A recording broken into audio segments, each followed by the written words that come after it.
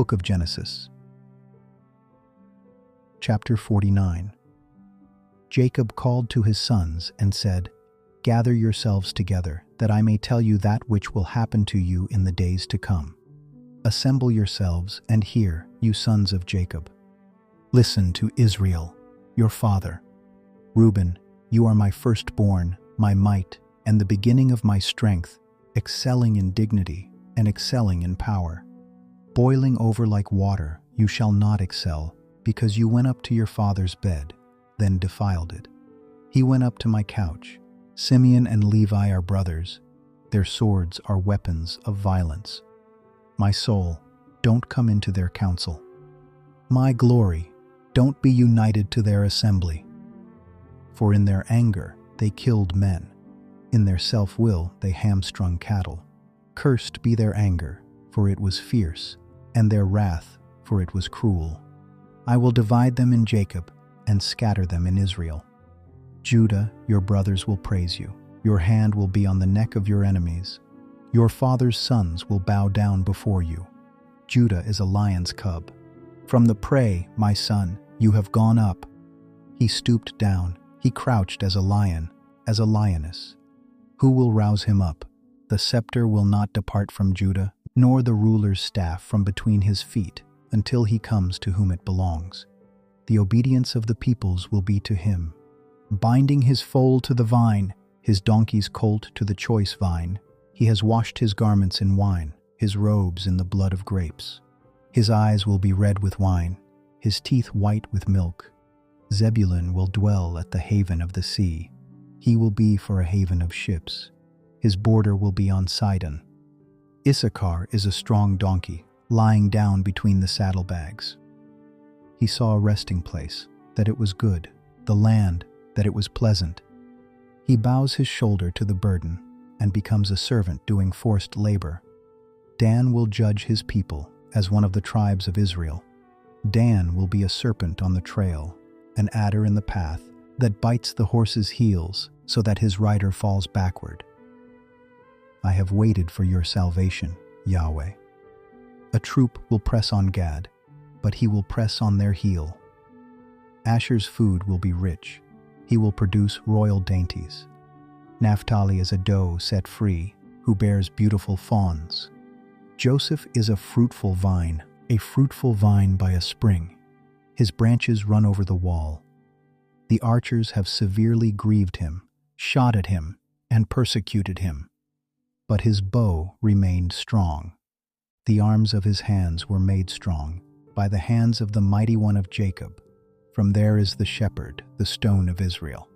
Even by the God of your father, who will help you, by the Almighty, who will bless you, with blessings of heaven above, blessings of the deep that lies below, blessings of the breasts and of the womb. The blessings of your father have prevailed above the blessings of my ancestors, above the boundaries of the ancient hills. They will be on the head of Joseph, on the crown of the head of him who is separated from his brothers. Benjamin is a ravenous wolf. In the morning he will devour the prey.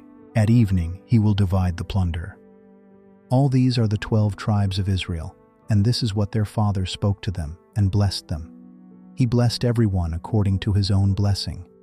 He instructed them and said to them, I am to be gathered to my people.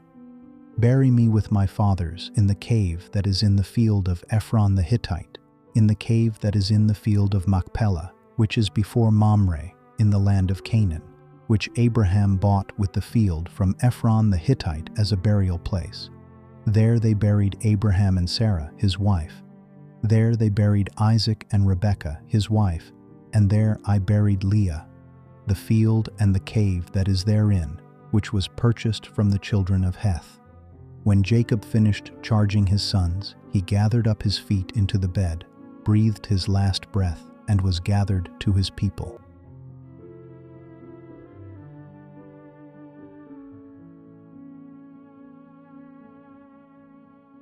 Book of Genesis, chapter 50. Joseph fell on his father's face, wept on him, and kissed him. Joseph commanded his servants, the physicians, to embalm his father. and the physicians embalmed Israel.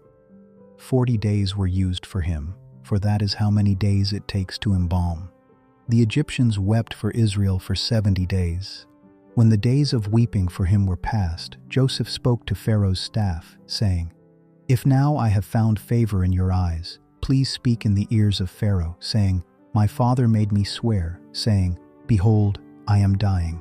Bury me in my grave, which I have dug for myself in the land of Canaan. Now therefore, please let me go up and bury my father, and I will come again." Pharaoh said, "Go up and bury your father, just like he made you swear." Joseph went up to bury his father, and with him went up all the servants of Pharaoh, the elders of his house, all the elders of the land of Egypt, all the house of Joseph, his brothers, and his father's house. Only their little ones, their flocks, and their herds they left in the land of Goshen.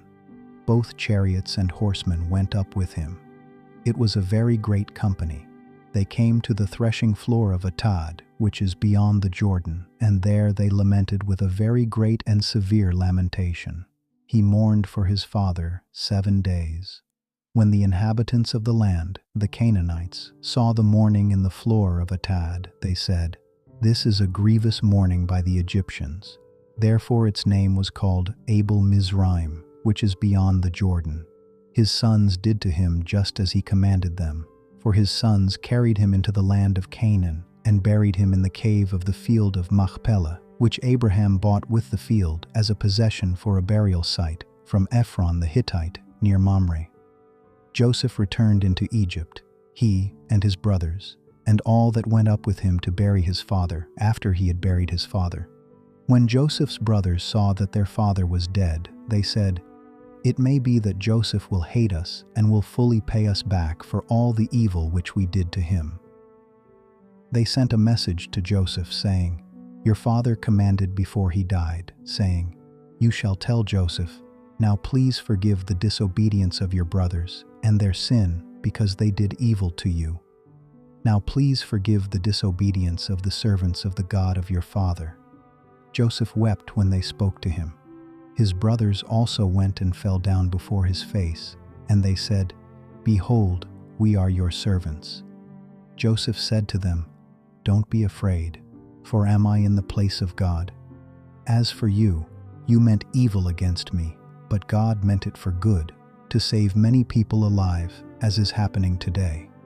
Now therefore don't be afraid. I will provide for you and your little ones."